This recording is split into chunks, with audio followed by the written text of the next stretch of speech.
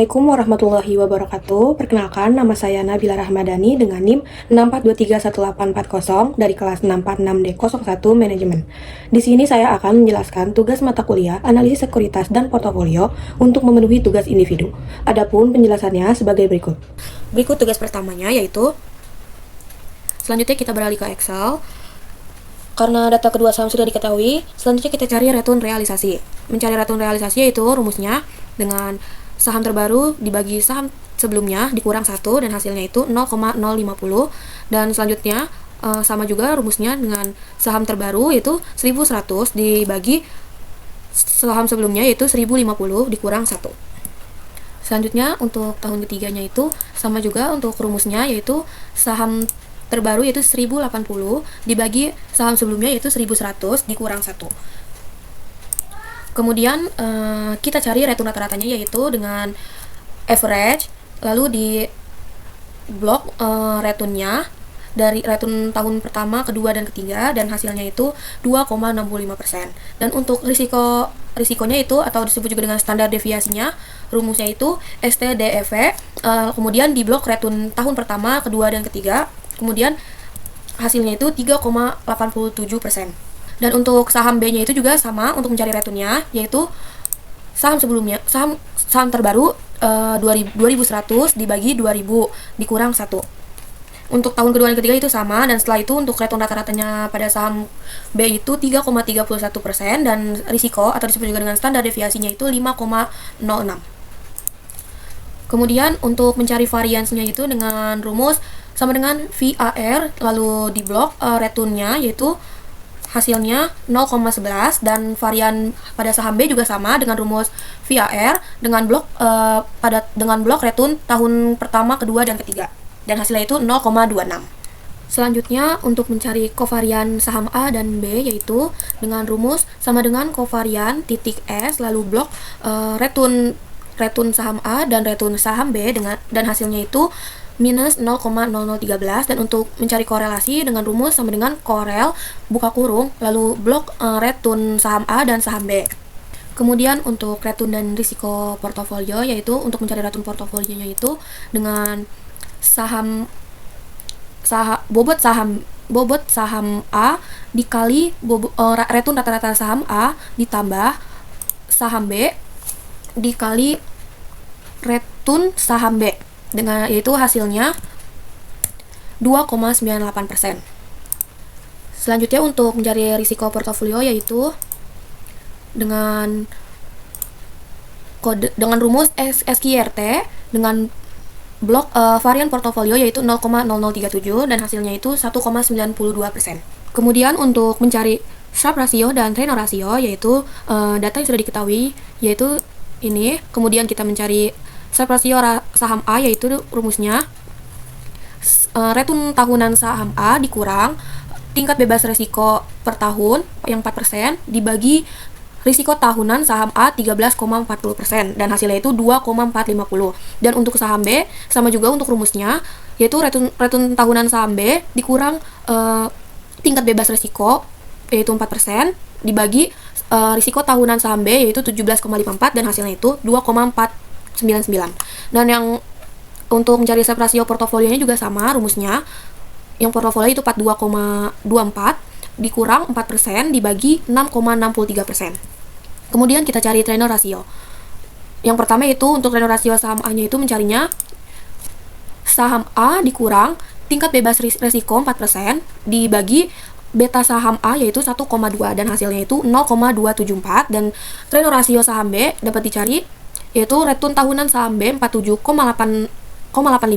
dikurang tingkat resiko bebas resiko 4% dibagi saham B yaitu 0,8 dan hasilnya 0,548. Dan untuk mencari yang portofolionya itu sama juga rumusnya yaitu 42,24 dikurang 4% dibagi 1,0 atau juga disebut juga dengan 1 dan hasilnya itu 0,382. Dan untuk soal yang keenam yaitu interpretasi kinerja portofolio. Return realisasi masing-masing saham yaitu harga saham A dan B sama-sama naik turun setiap bulannya. Namun ketika saham A turun, saham B cenderung naik dan sebaliknya. Ini artinya pergerakan kedua saham saling berlawanan arah. Kemudian return rata-rata saham A dan B yaitu return rata-rata saham B yaitu 3,31%, sedikit lebih tinggi dari saham B yaitu 2,65%, sehingga saham B lebih unggul dari sisi potensi keuntungan.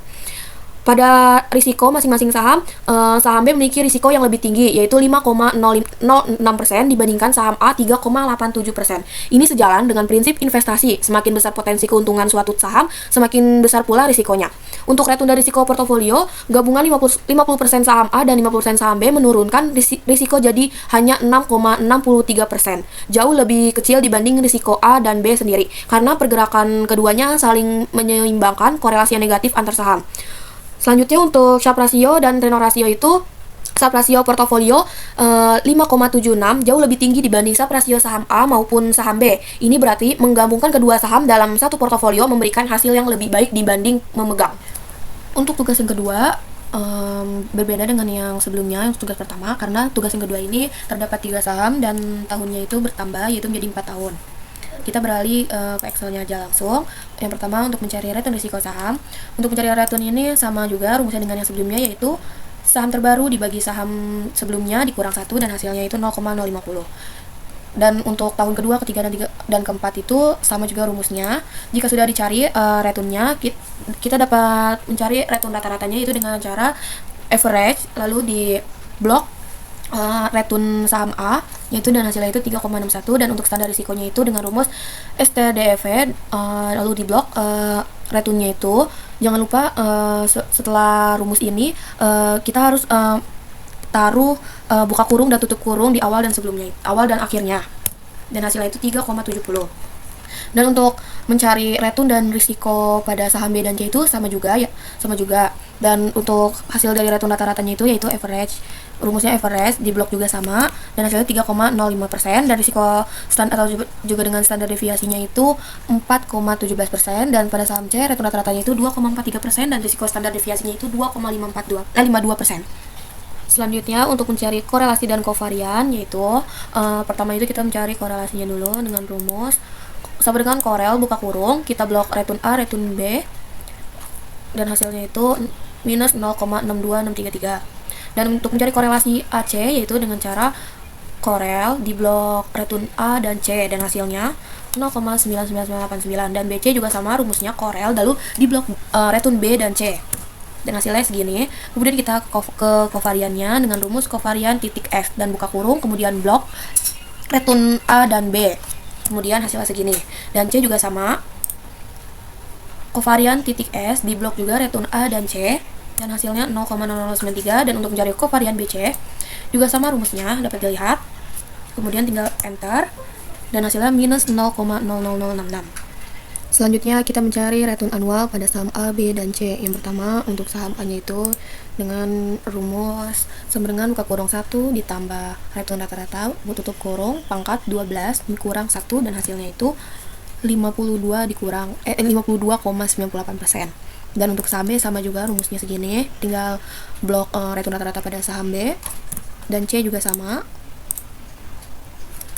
Kemudian untuk mencari varian saham A, B, dan C yaitu dengan cara sama dengan VAR, lalu di blok return A nya itu tahun 1, 2, 3, 4, dan hasilnya segini.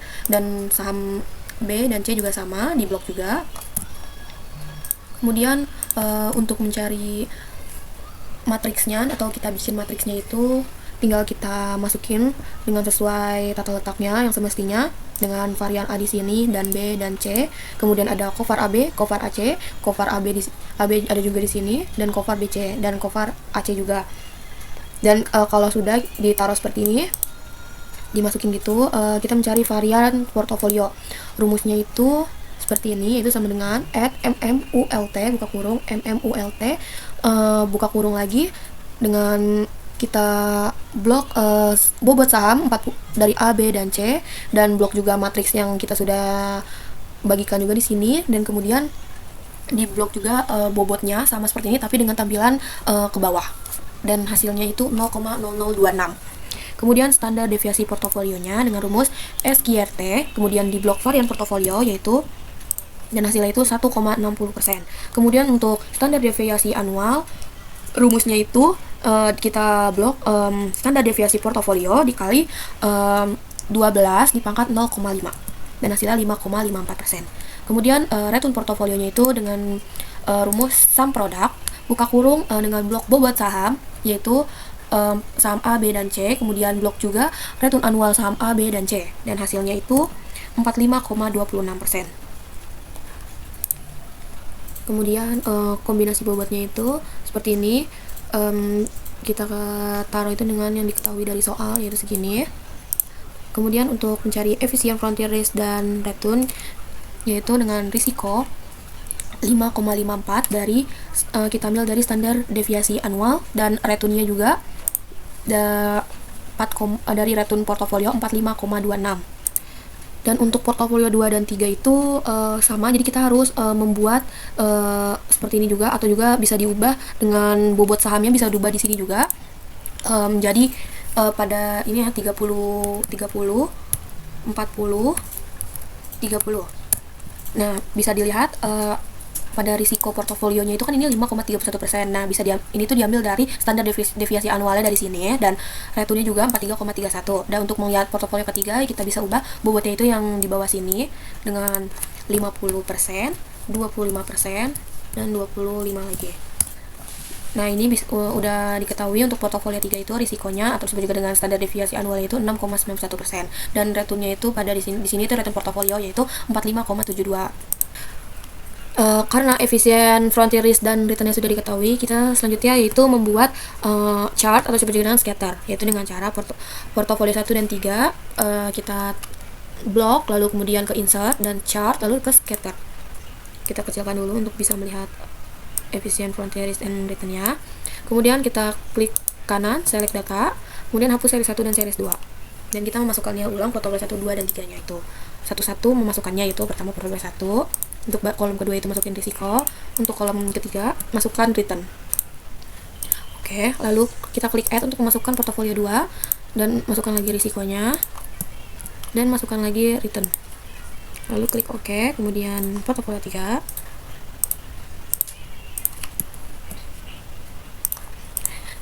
Jika sudah dimasukkan semuanya, portofolio 1, 2, dan 3, lalu kita klik OK, dan chartnya itu akan berubah menjadi seperti ini. Kemudian kita beralih ke portofolio optimal.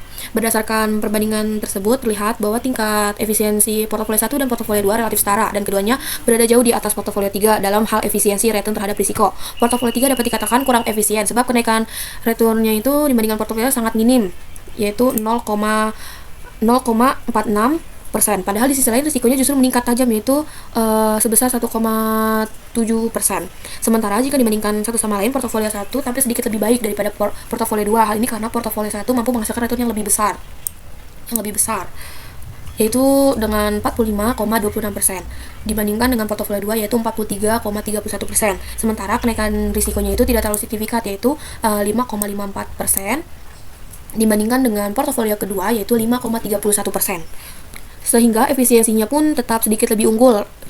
Dengan demikian dapat disimpulkan bahwa portofolio 1 merupakan pilihan portofolio yang paling optimal, yaitu dengan alokasi 40% pada saham A, kemudian 40% pada saham B, dan 20% pada saham C.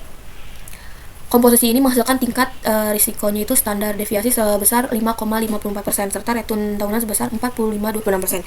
Posisi portofolio ini saling mendekati efisien frontier karena menawarkan return persatuan risiko tertinggi di antara ketiga alternatif yang dibandingkan, sekaligus secara lebih unggul dibandingkan portofolio 3 yang memiliki risiko lebih tinggi namun returnnya yang nyaris sama. Selanjutnya untuk perhitungan Sharpe, Renor, dan Jensen Alpha, sebelum itu kita masukkan dulu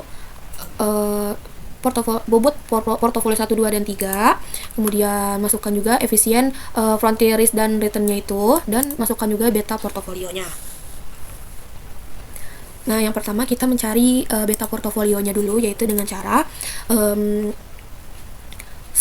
bobot saham A dikali dengan beta saham A ditambah bobot saham B dikali beta saham saham B, kemudian ditambah bobot saham C dikali beta saham C yaitu 1,0, dan hasilnya itu 1,00 atau juga disebut dengan 1. Dan untuk portofolio 2 dan 3 itu juga sama, masukkan juga ini bobotnya dan beta sahamnya. Jika beta portofolio sudah diketahui, kemudian kita mencari Sharpe, Renor, dan Jensen-nya. Yang pertama Sharpe dulu, dengan rumus return portofolio 1 dikurang tingkat bebas risiko atau disebut juga dengan RF yang 4% dibagi dengan risiko portofolio 1, dan hasilnya itu 7,447. Dan yang kedua pada saham portofolio yang keduanya juga sama, yaitu dengan return dikurang tingkat bebas risiko dibagi risiko. Nah, untuk siapa juga rumusnya yang ke portofolio 3 juga sama, kemudian ke trainer. Rumusnya itu dengan return portofolio 1 dikurang dengan RF dibagi dengan beta portofolio. Dan untuk portofolio 1, 2, dan 3 itu sama juga perhitungannya, tinggal menyamakannya aja portofolio 3 dengan portofolio 3, bobotnya, returnnya, risikonya, beta portofolionya. Kemudian ke Jensen Alpha, rumusnya itu return portofolio 1 dikurang buka kurung RF ditambah beta portofolio dikali buka kurung lagi RM yang 10% dikurang RF, dan hasilnya itu 0,3526. Dan rumus untuk portofolio 2 dan 3 juga sama. Kemudian untuk keputusan manajerial investasi, yaitu berdasarkan hasil analisis rasio, trainer rasio, dan Jensen Alpha terhadap 3 skenario portofolio, manajemen memutuskan untuk mengalokasikan dana investasi pada portofolio 1 dengan komposisi 40% saham, 40% saham B, dan 20% saham C. Dasar pertimbangannya itu portofolio 1 unggul pada 2 dari 3 indikator kinerja yang dievaluasi, yaitu SEP rasio dengan hasilnya 7,4477 dan trainer rasio 0,4126. Tertinggi di antara seluruh alternatif. Ini berarti portofolio ini memberikan imbas hasil per unit risiko paling efisien, baik dilihat dari risiko total maupun risiko sistem beta. Pada Jensen Alpha, posisinya memang sedikit di bawah portofolio 3, yaitu 0,3526 berbanding dengan 0,3542. Namun selisih tersebut tidak material, sementara untuk mencapainya portofolio 3 menanggung beta lebih tinggi, yaitu 1,05, serta risiko yang meningkat tajam menjadi 0,91%. Keputusan yang dapat diambil yaitu dana investasi dialokasikan pada struktur portofolio 1 dengan profil risikonya itu 5,54% dan ekspektasi return tahunan itu 45,26%, karena memberikan keseimbangan terbaik antara return dan risiko, serta posisinya paling mendekati efisien frontier. Portofolio 2 tidak dipilih karena tertinggal di seluruh indikator kinerja tanpa disertai penurunan risiko yang signifikan. Portofolio 3 disimpan sebagai opsi cadangan hanya untuk dipertimbangkan apabila ke depan perusahaan mengubah arah strategi menjadi lebih agresif dan menargetkan return absolut yang lebih tinggi dengan kesiapan menanggung tingkat risiko yang lebih besar. Untuk implikasi tindak lanjutnya itu, keputusan ini perlu dikomunikasikan pada divisi terkait untuk eksekusi alokasi dana, disertai pemantauan berkala terhadap kinerja aktual portofolio dibandingkan proyeksi, mengingat perhitungan ini masih berbasis data historis 4 periode dan asumsi RF-nya itu 4% dan RM-nya itu 10% yang dapat berubah sewaktu-waktu. Sekian video penjelasan dari saya, kurang lebihnya mohon maaf. Wassalamualaikum warahmatullahi wabarakatuh.